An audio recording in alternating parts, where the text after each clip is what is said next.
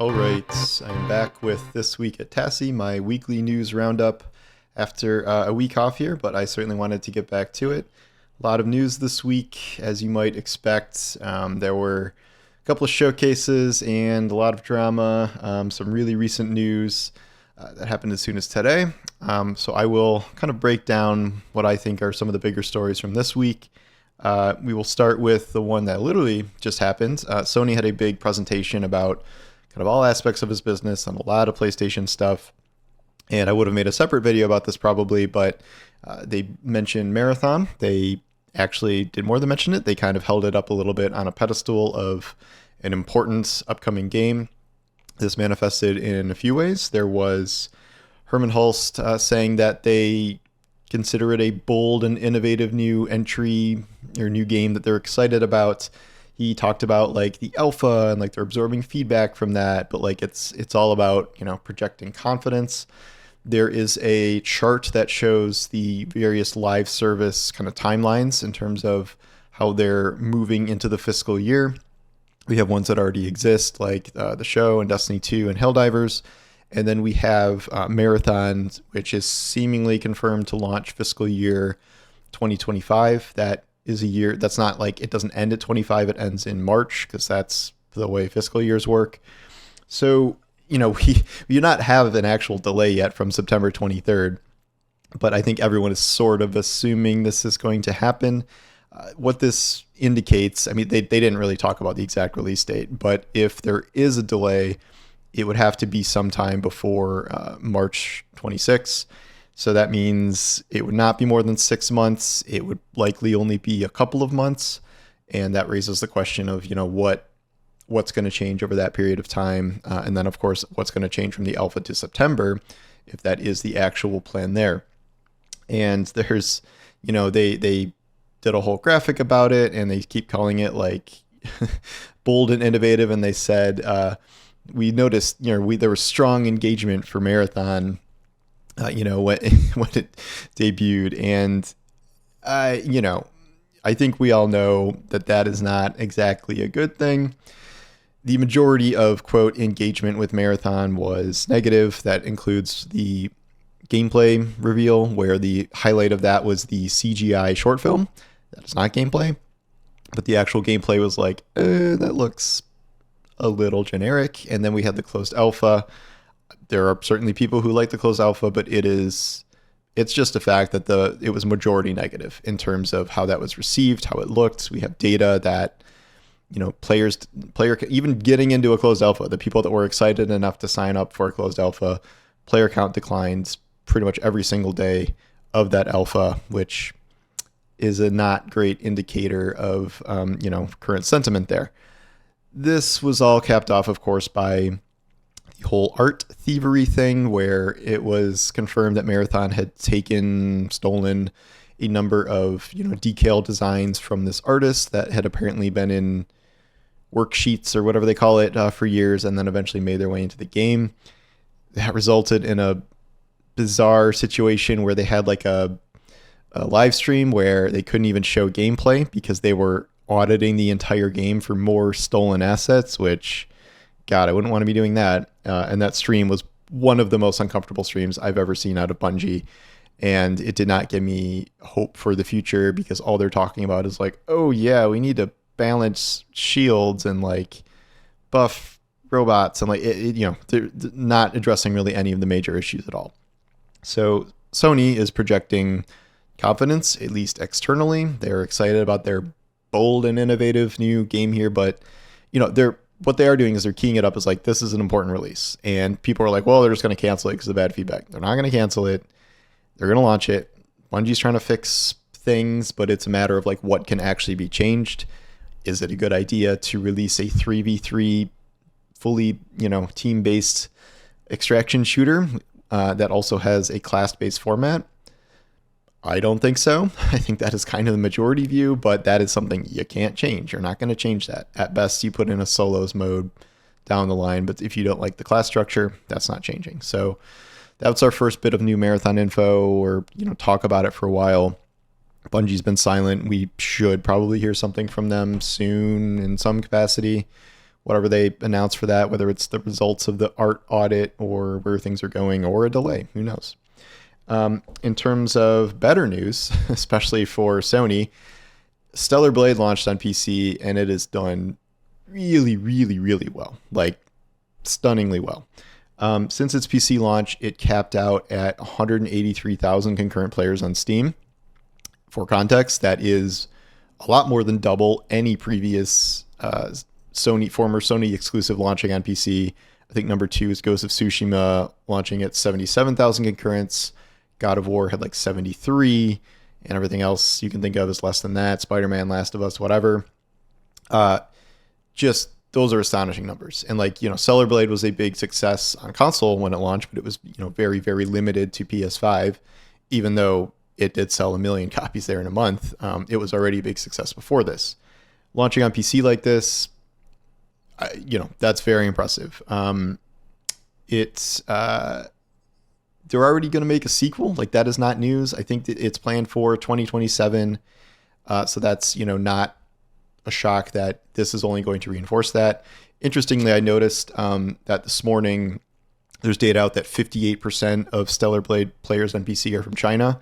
That would explain the big surge that happens like kind of at an off time, which is like, I don't know, sometime in the morning, which would be, prime game time in China, across the ocean. So big in Asia, but big here as well. This is part of a whole culture thing that I got into in conjunction with the next item here, which is the big Age Schreier report about the failure of Dragon Age, the Veilguard. It's one of his like behind the scenes, what went wrong pieces. There's some new information, but I think we have sort of gotten the gist of this even before this article.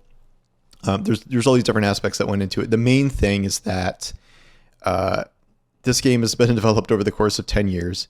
It was originally drafted as like a single player sequel to the other games. Then that was when, Destiny, all these other multiplayer games were taking off. So they wanted to pivot to making it multiplayer. And then once they realized that that was bad and not going to work, they pivoted back to single player.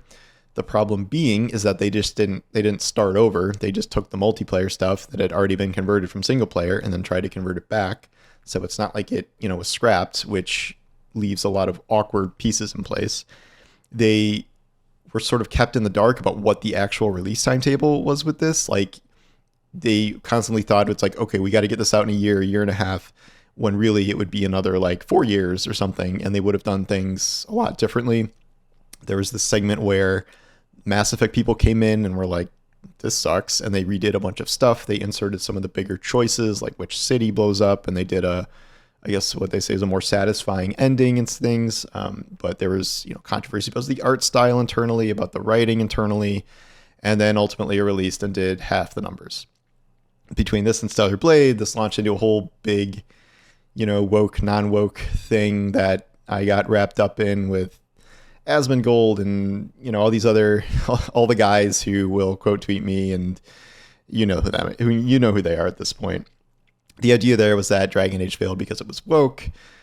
The idea is that it was woke because mainly it had this one storyline with Tash, who was non-binary, and it's 1% of the game's story and dialogue, but it's it kind of overwhelmed the narrative about the game. And then it I made the point that like a game quote unquote being woke is not like the sole reason it fails, and in contrast, a game being non-woke is not the sole reason it succeeds. And then people are listing all these quote woke games that failed, and their Stellar Blade is successful, and it's once again, we kind of got into this disingenuous conversation of like, I think it's a pretty fundamental fact that like, even if people don't like some woke elements in games, those games fail for a multitude of reasons, not just one singular thing. Concord had, quote woke design characters, launched in a terrible space, was a terrible idea, had a terrible aesthetic, had terrible writing, many things. Stellar Blade has Eve, the ideal video game woman. Also an extremely good action game. Really fun, really enjoyable. It's a great game besides how she looks. So this was the last 48 hours of fun debates that I haven't had for, I don't know, when Dragon Age and Stellar Blade came out. And now we're doing this all over again. So, I will retire from that for now because it's just exhausting, but this never really changes. Moving on to something a little more ridiculous, MindsEye. MindsEye is a game that launched this week that if you had not heard of it before this week or still haven't heard of it, I would not blame you. It is a futuristic-ish AI-based, not AI-made, AI plotline-based GTA-ish game with, third-person shooting and car chases and all this stuff. It's it was something to keep an eye on, no pun intended, because it was from, one of the guys who, shaped the whole GTA series for years and years from 3 to 5, and he was kind of the GM and overseer of GTA as a franchise for so long. And then he moved into this new project and developed it and launched it, and it is easily, I would say, the biggest disaster of this year so far. It launched pretty much completely broken. It resulted in all of these Twitch streams of just these ridiculous bugs. It had a bunch of sponsored streams, which led to people they have to read their sponsored segment part and just losing it because it was just such a non-recommendation. Carnage, he was supposed to start a sponsored stream and they pulled it at the last minute. I think PlayStation is offering refunds for it because it's so broken. But it's a combination of being broken and also it's just a very bad game. So it's not like Cyberpunk where it's there's a good core in there somewhere. They just mess everything up. It's a bad game. They just announced that they're doing this big patch to improve performance and stability and fix all these bugs. Doesn't matter. This game, premiered with 3,300 concurrent players on Steam. I've never seen a game flatline that fast. It lost 60% of its players instantly, by the next day. It's probably down to 80%. I didn't even look, but it's literal flatline if you look at the chart. This was a game where the head of the studio, not the GTA guy, but someone else, was saying that people were being paid to give bad buzz about the game or speak about it negatively. There was videos that launched right before it about QA and MindsEye, and it launched in this horrific state. And I have no idea why they decided to release it this full of very obvious bugs and performance issues. But again, even if it had not been just, bafflingly broken at launch, it's extremely low profile game. Very not a good one. The Metascores just came out for the game. It's got a 43. Big moves there. I didn't check, but that's got to be one of the lowest of the year. It's got a 3.0 user score. So this is not a, critic fan split. This is everyone being on the same page that this is just an outrageously awful game. I feel bad for the devs and stuff, but it's just, this got totally screwed up from the start. Should not have been made. Even people I know associated with the game are distancing themselves from the game. So not gonna tell you to check that out. It's $60. So good Lord, no, don't spend money on that. And then we have, I think I talk about The Last of Us a good amount because it's related to games. There was, quote, confirmation this week from Neil Druckmann that Caitlin Dever's Abby will lead season 3 of the show.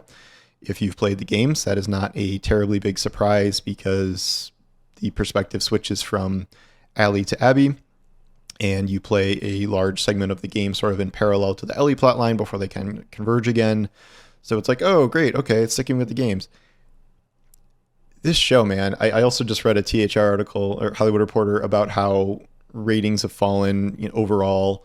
And the challenge of adapting the second game in particular has just clearly overwhelmed them. And this is not going to work out well for them, especially with season 3. Season 2, we had all these issues with Craig Mazin writing Ellie in a very, very stupid way that is not like the games. It literally tries to make her stupid. There's an interview this week where he talked about how the "I'm gonna be a dad" line just popped into his head, something that is obviously not in the original script, and was the most widely mocked line of the season. Maybe people were oh, it's a gender, sexism, LBG. It was just a bad line. It was a very bad line. That should have never existed. It was very out of place and sounded dumb. But everything Ellie said and did pretty much was awful. The only good episode was the Neil Druckmann episode. Well, pretty much the only good episode was the Neil Druckmann episode where It's like the flashbacks of her at the museum and stuff like that. So really uneven season, and it got pretty bad by the end. But past that, the problem now is you have a third season that is starring someone and a group of people that you have not followed at all for the last 2 seasons. Season 2 already lost Joel, who is 50% at least of season 1. And now you are moving away from everybody. You are going to a completely new group of characters. And, in the game, you could play the game and just sort of, you'd reach the end of Ellie's part and you'd switch over to Abby and you'd be playing her in a minute. This is TV, and this is a particularly slow example of TV where it was 2.5 years between seasons of the show. And now what's going to happen is we have, from Caitlin Dever said that like she hasn't seen a script. She barely heard from Mason like what was like he's working on season 3 and it's going to be bigger and bolder, but like it's not written, it's not filming. It's going to be at least another 2+ years, if not more, until that comes out. So you're having people wait 2.5 years to get to a season that is none of the people that were in the other seasons. Like, even if it's good, I think Deaver's going to do a good job as Abby, even if she's, missing the 40 pounds of muscle, but I think she's going to do a good job. But then what happens? You do, Abby's storyline, and maybe you see Ellie again near the end. And then they've said that they're confirming they're doing a season 4. So you wait another 2.5 years, and then you get Ellie back. It sort of merged these plot lines.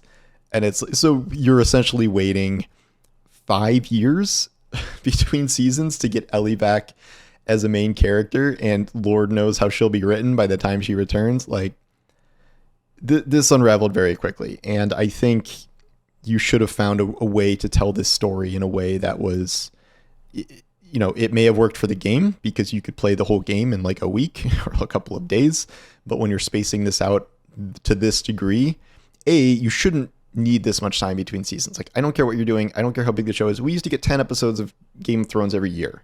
Like, give me a break. I'm so tired of this. But if that is the reality, you gotta weave these storylines together more. You should have been doing Ellie and Abby at the same time, even if that's not like the game. But this got messed up, and I have a feeling that season 3 is going to play very poorly, pretty much among everybody. I mean, I'm sure game people will have more issues with it. But, the people just watching the show, it's like, what do you mean you made me wait 2.5 years and Ellie and the other people aren't even there now? Like, what are you talking about? So I have a lot of thoughts on that, as you can see. But fun week of stories. And I'm not really playing anything at the moment. I've been watching a lot of random Netflix shows in between feedings and things and naps for my baby. And so we'll see. I don't know what's coming out that I really, really want to play over the next couple of weeks other than, the Edge of Fate. So I will be looking forward to that. We got some new info on Edge of Fate. I'll probably do a separate Destiny video at some point here, recapping all that. There's a Gambit update. The update is that Gambit is taking a hiatus, but they're not ditching Gambit, and eventually, at least a year probably, Gambit will come back with new Gambit stuff. And yeah, so I'm excited about that. But there's a lot more than that. So yeah. So anyway, thank you for watching. It's good to be back and see you guys metaphorically. And yeah, I'll talk to you soon. Take care.